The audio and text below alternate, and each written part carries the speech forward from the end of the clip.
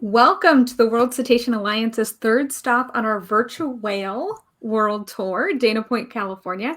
I'm welcoming with us today Gisele Anderson from Captain Dave's Dolphin and Whale Safari, as well as Donna Kalez from Dana Wharf Sportfishing and Whale Watching. How are you two doing today? Great. Really glad to be here. Really good, Awesome. Amanda. And you're both in Dana Point, right? Yes, Yes. we are. Awesome. So I'm calling in or watching from New Zealand, participating from New Zealand. I see we have 6 other people watching today. We'd love to hear where you're at in the world. If you're in California, if you're maybe in the UK. I know we have a few people from the UK tuning in, even though it's very late at night there. So today we have this wonderful chance to go ahead and meet our partners at Dana Point in Dana Point, California. On tonight's itinerary, we will take a few short stops before we get to our main destination. So our first stop will be just a quick introduction to the WCA, what we do and why we do it. And as always, this really centers around our incredible partners like the two of you. So today we're going to give you a quick, and then after that, we're going to give you a quick overview of Dana Point, where the heck it is in the world, and we'll go into that in more detail with the two of you as well.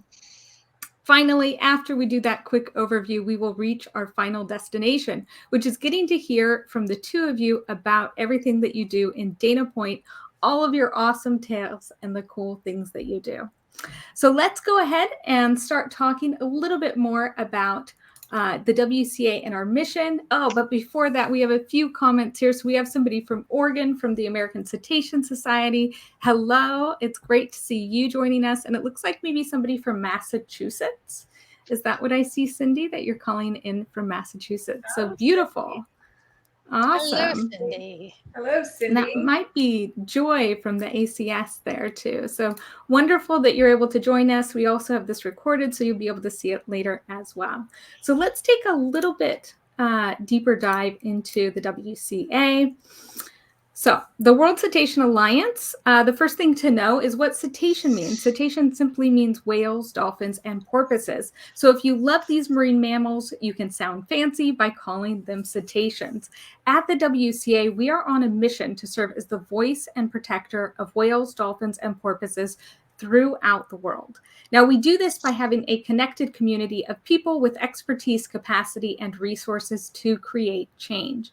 We have over 140 partners in 35 countries across the world, and our greatest strength really is our partnership. At the WCA, we give nonprofits, scientists, activists, concerned citizens, and businesses a way to work together and communicate. If you're interested in becoming a partner, please check out our site to learn more. We picture a future world where all dolphins, whales, and porpoises can be free, a world where oceans are thriving and communities care. This is really our vision. We work towards this goal through programs like Dolphins Aren't Discard, where we take on issues related to super trawler bycatch, responsible whale watching certifications, and our whale heritage sites. Now, I personally found the WCA through their responsible whale watching certification program, and as a tourist, that allowed me to see a vast network of certified whale watching and dolphin companies that operate with those best international practices. Our whale heritage sites are another way we support our communities and our cetacean friends. Now, these sites empower and defend the right for local communities to care and protect whales, dolphins, and porpoises through a collaborative management partnership.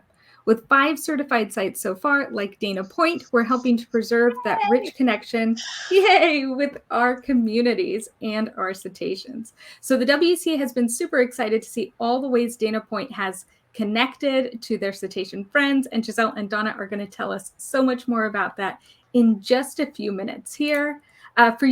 For those of you that may not be familiar with California or Dana Point's just a small beachside community in Southern California, right between LA and San Diego. It is a perfect weekend getaway for Californians and a wonderful stop for anybody traveling to California. Now, I'm originally from Bakersfield, California, so Dana Point was definitely a weekend trip that I took a couple times, and it still sticks with me, the beautiful weather and the ocean side. It was just a lovely place to stay, a little haven in such a busy part of the world.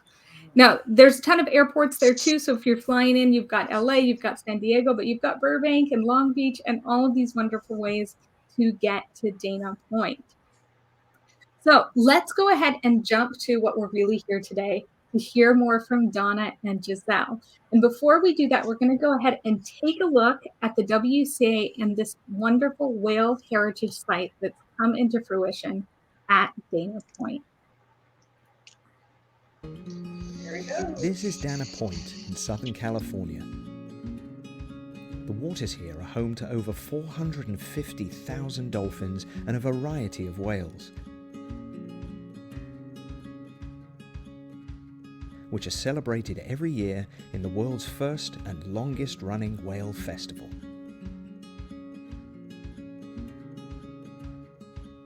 In 2021, Dana Point became one of a select few locations in the world to achieve Whale Heritage Site status, marking it as an outstanding place where people celebrate, respect, and protect cetaceans and their habitats. Giving that credibility to Dana Point will mean so much to our community because it will help them understand that this is what defines Dana Point. And it is a powerful and unique thing that very few places in the world can lay claim to. The Whale Heritage Sites program is an initiative created by the World Cetacean Alliance and supported by World Animal Protection. It recognizes unique places around the world where humans and cetaceans exist in harmony, and empowers local communities to work together for the benefit of whales, dolphins, and the environment they share with these amazing animals. As well as Dana Point in the Americas, there are whale heritage sites in Algoa Bay and the Bluff in South Africa, Hervey Bay in Australia, and Tenerife La Gomera Marine Area in Spain. To achieve Whale Heritage Site status, each location needs to demonstrate its commitment to building a positive relationship with cetaceans through education, research, conservation, culture, and other collaborative efforts.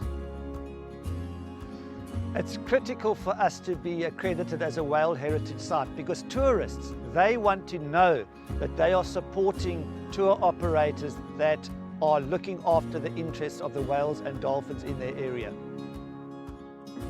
Gaining accreditation has opened up new opportunities for the sites through increased tourism and investment, as well as delivering environmental and social benefits, like bringing together a diverse range of stakeholders. Para nosotros que cuando nos dijeron que teníamos la certificación fue un momento muy emotivo porque ha sido un proceso muy largo donde muchas personas hemos trabajado mucho porque veíamos que era una iniciativa muy bonita con mucho poder de cambiar muchas cosas y llevó mucho tiempo, mucho trabajo y muy contentos de que nos lo hayan dado y opinen como nosotros que lo que tenemos aquí es un tesoro que vale la pena poner todo el esfuerzo para preservarlo. The Whale Heritage Sites program is creating positive ripples across the globe, helping cetaceans and communities to thrive and supporting tourists to make responsible choices. To find out more about Whale Heritage Sites, including how to apply for accreditation, go to whaleheritagesites.org. Beautiful. So now we get to hear from the two of you, the stars of that video, Donna and Gisele. Wonderful. Thank you so much, Amanda. We're so happy to be here to talk about Dana Point. Dana Point. Okay, so I'll start, and Gisele, you can just jump in. So Dana Point is the dolphin and whale watching capital of the world. And we were able to trademark this in 2019.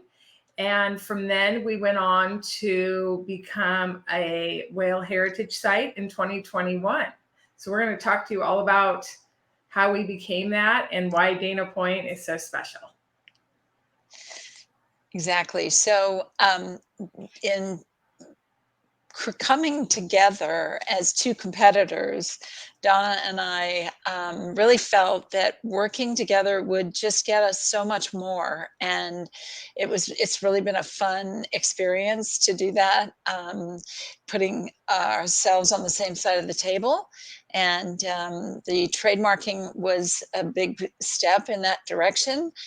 Then when Donna said, I would love to be a World Heritage Site, and we first met with Dylan, and who was the founder of World Cetacean Alliance, and he explained the vision for how they were looking for communities, and this is the way he put it. He said, I'm looking for places where when you step foot in that community, you just know that they love dolphins and whales, that they respect dolphins and whales, they celebrate them. It's evident with the art that you see all around you, with the activities and events that they schedule throughout the year. It's evident in the tour operators and the responsible whale watching practices that they keep.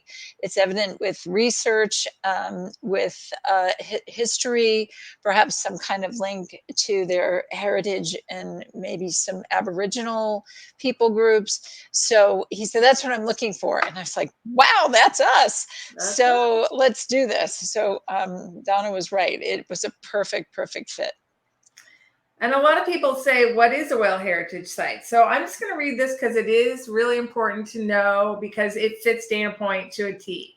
A whale heritage site is an outstanding location where cetaceans, whales, dolphins, or porpoise are embraced through the cultural, economic, social, and political lives of associated communities, and where people and cetaceans coexist in an authentic and respectful way. So that is us in a nutshell. And we were so excited when I first met Dylan, like Gisele said, through WCA, World Cetacean Alliance, which was actually in Boston, Massachusetts. So yay, Cindy, so happy to see you on here.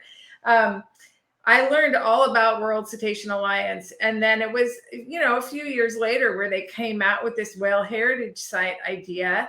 And I, as a responsible whale watching company, and Gisele, as a responsible whale watching company, could not apply to be a whale heritage site. You need your whole community. You need all of your partners. And we have a wonderful steering committee, and everybody loves whales and dolphins in our community. So it just was a natural, and we're so excited that we achieved that status. So next slide. Okay, so we talked about what whale heritage sites are. So now we're going to really go into what makes Dana Point so special. So go to the next slide. Go ahead, Gisele. Explain about our dolphins and what qualifies us as a Dana Point Right. dolphin and whale watching capital. What qualifies us as the dolphin and whale watching capital of the world? Well, to start with, on the next slide, we have over 450,000 dolphin off the coast of Southern California and in Baja. And what that means is that you can go out pretty much any day of the year and see at least one species of dolphin, in this case, longbeak or shortbeak common dolphin. And the pod sizes range from, a handful all the way up to 10,000. And so our average size pod is probably 400, which is a lot of dolphin. And they're amazing. It's not unusual to see a pod over there and a pod over there and a pod over there. And then they kind of converge and then they break up again. And it's really fantastic. It was what enabled Dana Point to make the Dolphin Stampede videos famous, because we have a dolphin stampede at least once a week. And it is breathtaking to see dolphins. To see dolphins, they're just hanging out, and then suddenly it's like they heard a lunch bell, and they all kind of pick up and they just start flying through the water in a behavior that is actually called porpoising. And it's so much fun, and it looks just like that. It looks like kind of what's behind me here, which is right in front of the Dana Point headland. So we love these dolphin. People come to see whales, and we'll talk about that, but they stay and I think come back because of the dolphins. Right. Okay, we also, as you know, some of you maybe don't, but we have year-round whale watching, and this includes the blue whales, which is the largest animal to ever exist on the planet, and we are currently seeing them right now. It's probably the fifth or sixth best season we've ever had for blue whales. We also see fin whales, which is the second largest whale on the planet. We have gray whales, which is right here. That is in my picture frame. We have humpback whales. We have minke whales. So we see year-round whales. Gray whales are really what made our area famous and what everyone knows about the gray whales. They are on their way in November to go down to the bays and lagoons in Mexico. And so we see those whales, and pretty much a lot of people know famous gray whales. And then when we see them in January, February, March, they're coming back from Baja. But we have year-round whales, the humpbacks, the fin whales, the minke whales. It's a tremendous amount of whale watching here in Dana Point.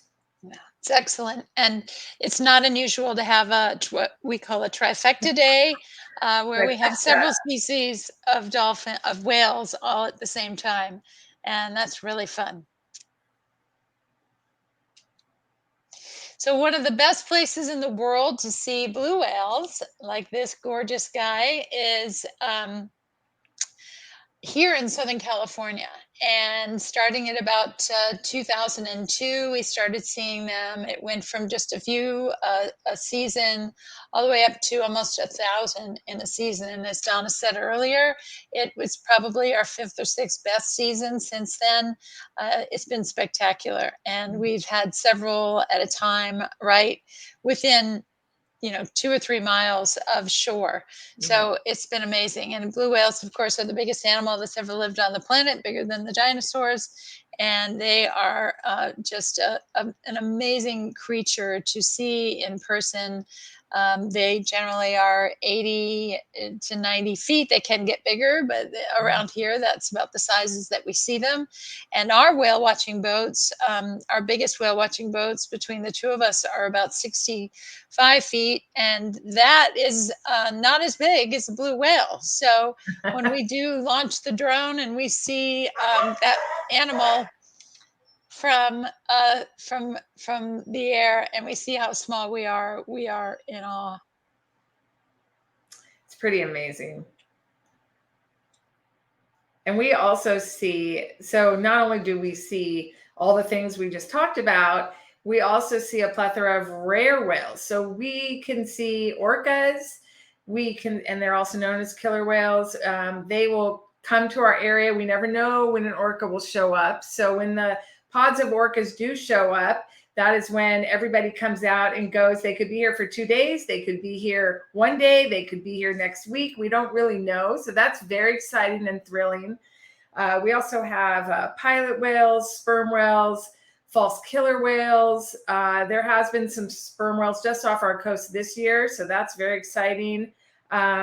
We have the Brutus whale, which is much like a fin whale. And that's been something that we've really been seeing a lot more of. It's just very exciting to be out here and to see all these different whales. We can go out and see a pod of 3 blue whales, and we can see 2 fin whales. We could have a minke whale, which is the smallest whale. He can come right up to the boat. We can be out there and see all of these things on one day. And we did talk about the dolphins. Besides the common dolphin, we have bottlenose dolphin and Pacific white-sided dolphin. It's pretty amazing to be cetacean in Dana Point. Lots of friends. So one of the other things that's amazing about this beautiful harbor is that it's smaller. So it only takes 8 to 10 minutes to get out of the harbor from the furthest end. And that means if you're on a whale watching trip, you're not spending a huge amount of time just inside the harbor. You're out on the right on the ocean, and you've got this great easy access. It is not unusual to see whales right from, if you're looking at this picture here, the jetty to the right, we see gray whales right as we come out of it. And occasionally, almost every year, we have a gray whale or two pop down the channel and come on into the harbor to say hello. So it's a beautiful little harbor, and it's very whale friendly. Yes, it's open right to the whales. Okay, Gisele, this is you too. Nope, I'm the next one. Oh, okay. So we already talked about that we have the best year-round whale watching, but we also have the best year-round weather.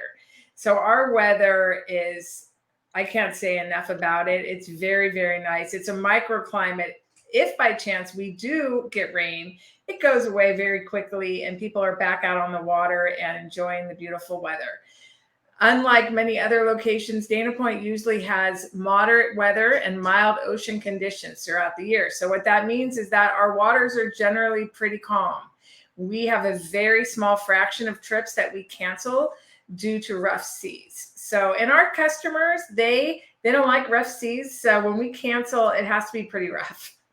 So we're very, very fortunate to be able to get out of the harbor within 5 minutes and start looking for whales and dolphins. And if you look at behind Gisele, that is where we actually see, that's our headlands, and that's where we see a lot of our animals right there. So there's a dolphin stampede. So we're very fortunate and we love our weather. Yep. So this is one of my favorite slides because it demonstrates how unique Dana Point is. So you're looking here at the coastline of the Los Angeles, Orange County area here. And this is specifically Orange County. And right about in the middle of that landmass jutting out is Dana Point. And you can see it's pointing almost towards a underwater mountain. And that underwater mountain actually helps block a lot of the waves, which makes it even better to go out of Dana Point because we don't have some of these big, massive waves that some of the destinations north and south of us experience. But the thing that makes us really special is that you can see how it gets very deep where the ocean is darker. You can see it gets very deep right there, right off of Dana Point. If you go further up the coast, the next harbor up is in a much shallower area. So you have to there's a gradual decline. But where we are, within a mile and a half of the harbor entrance, we're in these deep coastal canyons. And where you have these deep coastal canyons, you have cold water. When you have cold water, you have this rich nutrient upwelling, and you have plankton, and where you have plankton, you have little fish that like the plankton, and where you have little fish, bigger fish, and where you have them, you have lots and lots of dolphin. And so, and whales, because some whales humpback whales love to feed on that kind of fish. Krill can be part of that upwelling. So it's just this fabulous smorgasbord for these animals, and it's right there. So the majority of our trips for both our companies, we don't go much further than 4 or 5 miles. And our trips are 2 to 2.5 hours long. And that's plenty of time to get you out there. The harbor's really small. Get you out there and spend the majority of your time out on the water seeing the animals, which is, where you want to be. Mm-hmm. Yes. Okay. And unlike other Southern California harbors, Dana Point has no towering buildings. We don't have oil rigs. We don't have, so when we wrote this, we did not have large ships off our coast. We didn't have container ships of that kind. But now, since we have a little bit different things going on, we have a little bit more. But generally, we don't have any of that that distorts the whale watcher's sense of the pristine and spectacular encounters. So when you're in the harbor, we don't have views of anything except spectacular ocean. Yeah, it's beautiful. So this is really fun, and it's a tribute to Donna's father, Don Hansen, who did pass away earlier this year. But he had an idea over 50 years ago to start a whale festival, and it has been held annually, and it has become the oldest. It's the world's first and longest consecutive running whale festival. And it's usually a 2-weekend event. It has dozens of activities going on, art and all kinds of fun things, educational opportunities, speakers, and of course, lots and lots of whale watching. And we're just really thankful that Donna's dad and the whole family started this fabulous tradition that really has made Dana Point quite famous. Yes, with my father, when he moved his business to Dana Point Harbor, he immediately got involved and started the Festival of Whales. And we were able to celebrate the 50th anniversary. And the Festival of Whales is an amazing community experience that brings together everyone. And to celebrate the migration of the California gray whale, it's always been in March. It's the first 2 weekends in March. Now it's the first weekend in March, Friday, Saturday, and Sunday. And it's always been a celebration. But now we celebrate all whales. And he was very smart because he called it the Festival of Whales. And he didn't call it the Festival of Gray Whales, which a lot of people ask. And I'm like, you know what? Like, he was a pioneer and he always thought about the future. And I'm very proud that he was able to be with us for the 50th anniversary. And then for him to be able to see Gisele and I do the trademarking of the dolphin and whale watching capital of the world. And he got to come to a lot of our things and then to go on and have the third whale heritage site but the first in the Americas was very big sense of pride for him. So thank you very much. So part of our responsibility as a World Heritage Site is to do things. And so together we have accomplished a number of initiatives, and we have more that we are going to try and accomplish in the future, but we thought we would share with you some of the things that we have been able to do. Yes, adopt a highway. So in our community, we have 6 adopt a highway signs on and off the freeways, and they say Dana Point World's Whale Capital. And it also is an initiative to keep the area clean of debris. So we sponsor that so that we keep the community free of litter. And it's a beautiful thing. And we get to talk about Dana Point being the world's whale capital.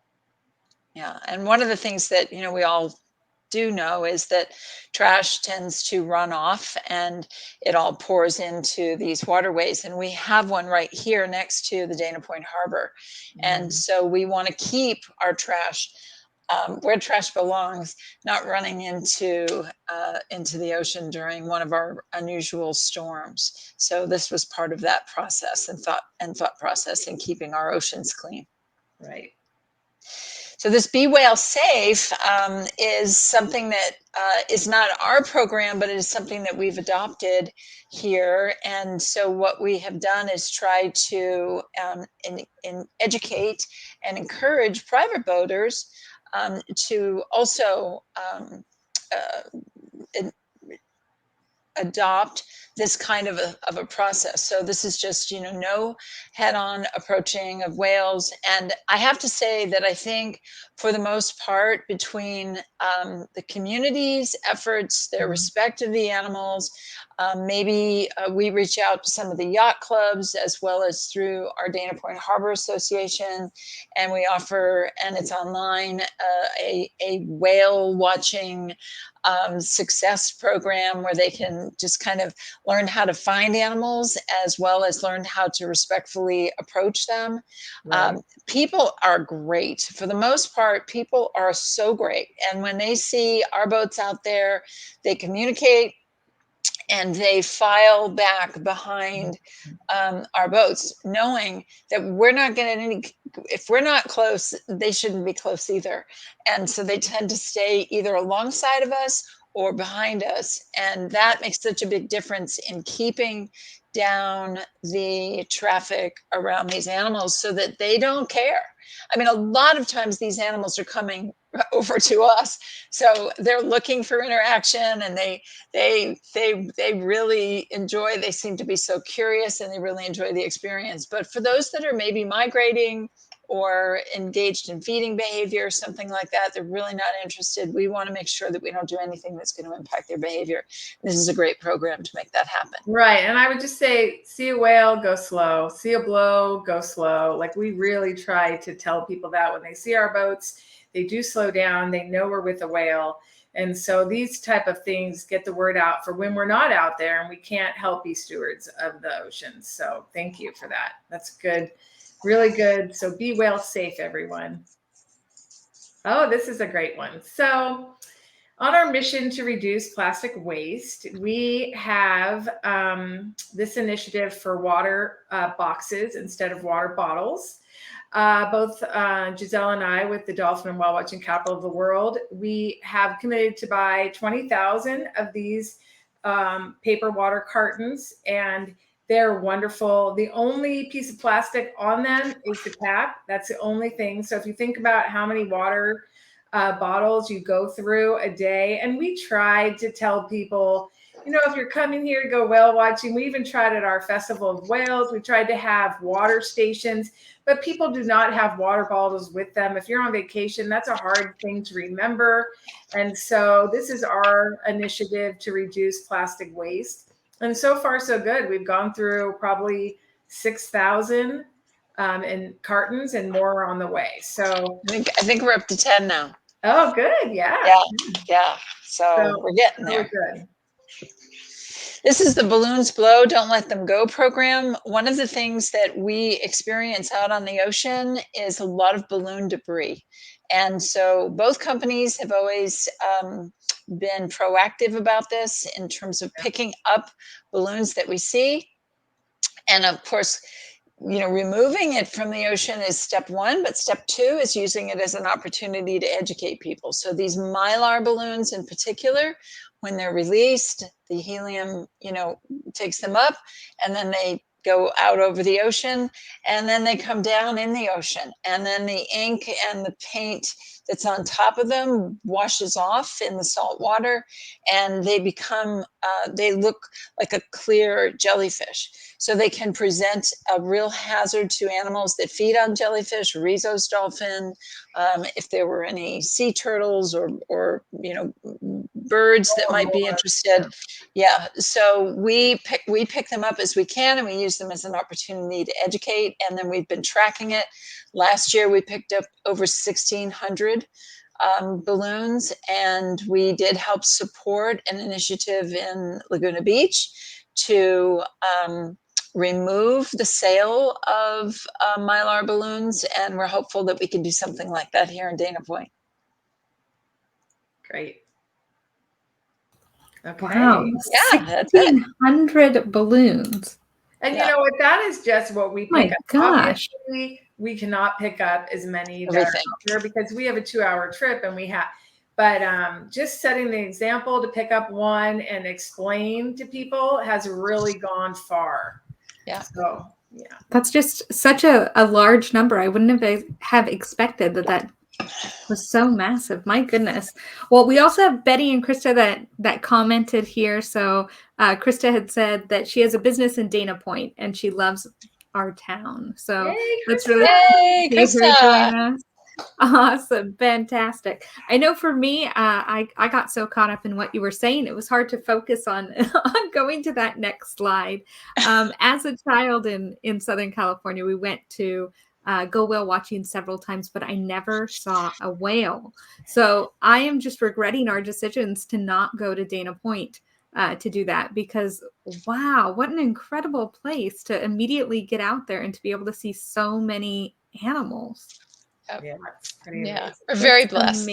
Very, very blessed. And so do you have a lot of kids and families then, I imagine, that go on your tours? Yes. Yeah, we Beautiful. do. Yeah. Beautiful. And we do have a lot of people, like what you just said, that I have gone whale watching 5 times and I've never seen a whale. You got to Yeah. keep coming. You got to keep trying, because it will happen. And then it's the most amazing thing that's ever happened in your life. It will change you. Absolutely. I will When you agree with you. when you hear that whale exhale, it's just it's, you know, you realize, wow, I'm a little person. I could never make that. I could never make that kind of noise blowing out my nose. You know, that's amazing. Those animals Absolutely. are just so big and beautiful. And when they want to really connect with you on top of that Mhm. is, wow, that's just the coolest thing ever. So really That's fun. amazing. And I know you mentioned the SAFE program. Is that the same as the boater education workshop that Yeah. you offer? Yes. Yes. Awesome. Yeah. Fantastic. And you do that once a year, or do you do that? We do it once a Yeah. year. We offer it once a year, but it is online. You can see it at our YouTube channel, Dana Point Whale Watching, Mhm. Perfect. and people can watch it there at their leisure. Awesome. We'll make sure to drop a link so that people can go ahead and check that out. The other thing that I wanted to highlight that I don't think we talked about here were some of the rescue whale efforts that you've been involved in with NOAA. Can you tell us a little bit about any of those experiences? Yeah, sure. So Captain Dave was, it started, gosh, I think about 15 years ago now. It doesn't seem possible, but we had seen a humpback whale go by, and we tried calling for help. And it was afternoon, maybe late afternoon, and the team was up in Los Angeles, and there was a team in San Diego, but there wasn't a team here to come. And, you know, it's not like these are volunteers. They're just, it's not like they're sitting there waiting at the ready and like they'll just be here in a moment. So they really need notice earlier in the day. They need hours to get it together and get out on the water. They need at least a few hours to be able to work on the animal. So it was heartbreaking to see this entangled humpback take off. And what we learned right about the same time was that, this is shocking, but that nearly 1,000 dolphins and whales are actually dying because of entanglement in fishing gear and nets every day around the world. And so some of those are ghost nets, some of those are active nets. We're not saying fishermen are bad. It is just the nature of the activity. There's bycatch. And so these animals are getting entangled. It wasn't intended, but it's happening. And so we do see them here. And so at that time, Dave lobbied with NOAA, and he said, can we get a training program going down here in Orange County?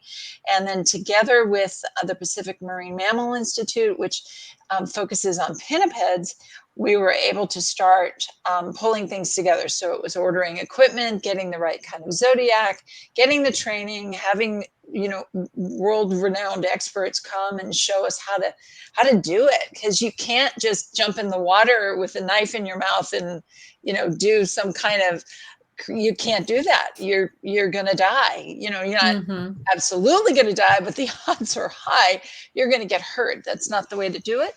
And so we got a great team trained. San Diego, the San Diego team, which is actually out of SeaWorld, they have been phenomenal with loaning equipment, with coming up to support. And there's a tier process to the whole entanglement in terms of training, experience, etc. They have a level 4. There's level 4 up in Los Angeles.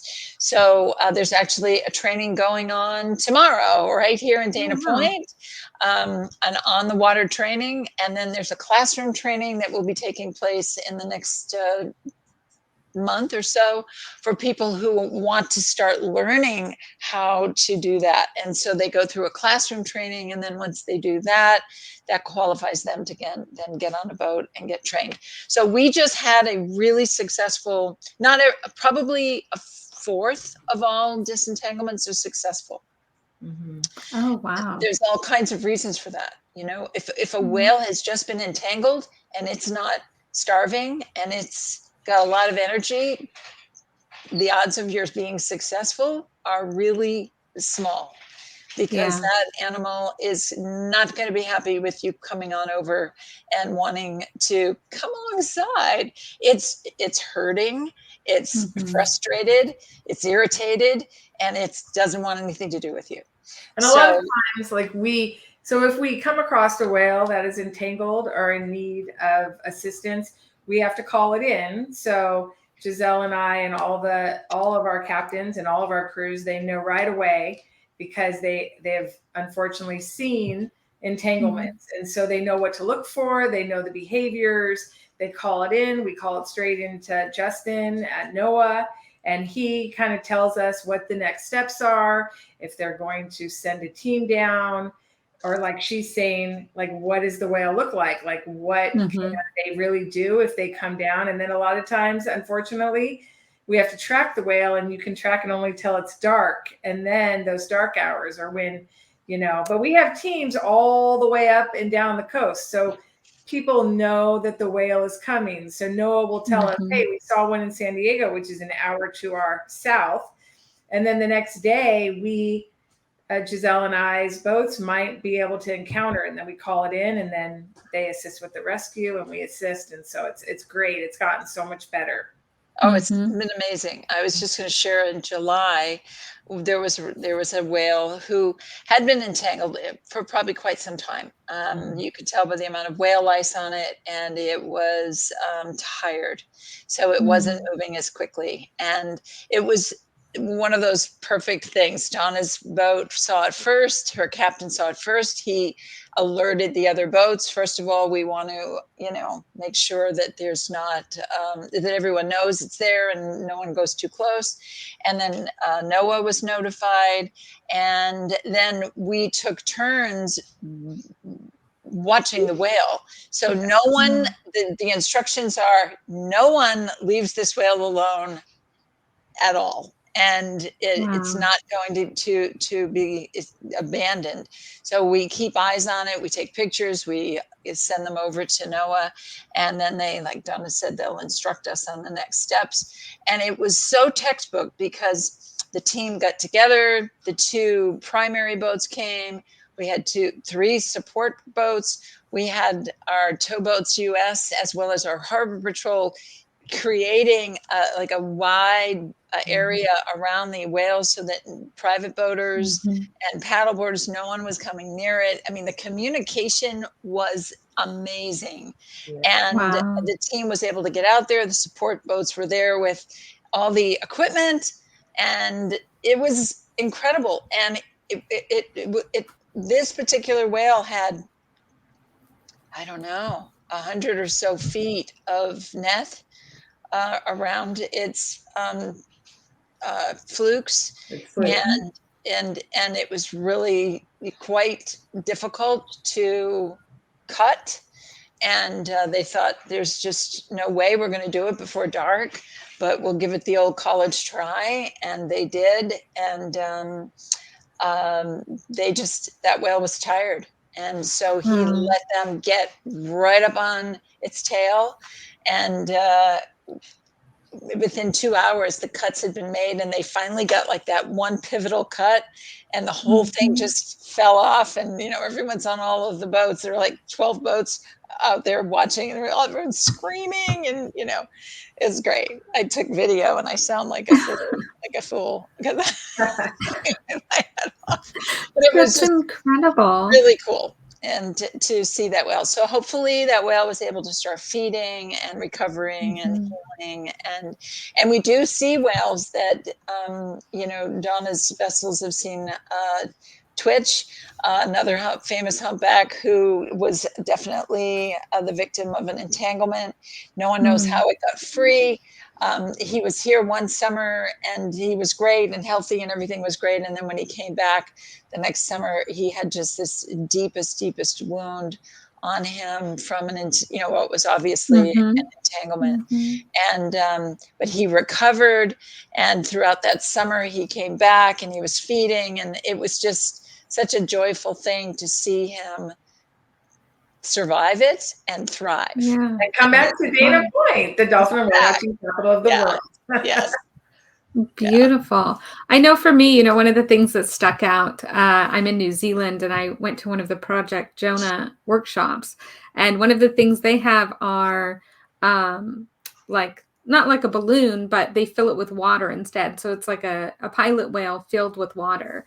And one of the things that really struck me was how dangerous it actually is to be around this animal on shore, but then also in the water. It's a very strong animal. And this is one of the smaller ones, right? So you're not even talking about humpback size. So the idea, you know, when we see the videos, they seem so gentle and they are, but it doesn't mean that they don't have a lot of strength.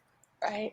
So, especially when they're, you know, when you think about like a polypropylene line, it's very rough and it's cutting into their skin, and that's got to be just awful. And so, you know, they're having a bad day, and maybe they've had a bad month or two. And so you just have to be really careful. You can't just, you know, a lot of people will say, did you get in the water with them? No, Yes. you do not want to do that. You do not want to do that. So, well, I can't thank the two of you enough for joining us at the World Cetacean Alliance and sharing with us your incredible stories about Dana Point. If you're interested watching live or watching the recording and you're interested in connecting or becoming a partner with the WCA, please feel free to go ahead and go to our website and learn more about us, as well as we'll have in the comments here links to both Donna and Gisele's groups, We'll Watch tours. And we'll be super excited to hear more from you later on. Is there anything else that you'd like to share before we go? Oh my gosh. Just thank you so much. Yeah, thank you so much for having us on and featuring Dana Point. We're so excited to be here on your world tour. yes, exactly. Beautiful. And thanks to World Cetacean Alliance, and thank you, World Animal Protection, too, for just making it all come together. Yes, for the promotion. Amazing. Yeah, Amazing. thank you. Thank you so much. Okay. Okay. Have a good night. Bye-bye. Thank you. Bye-bye.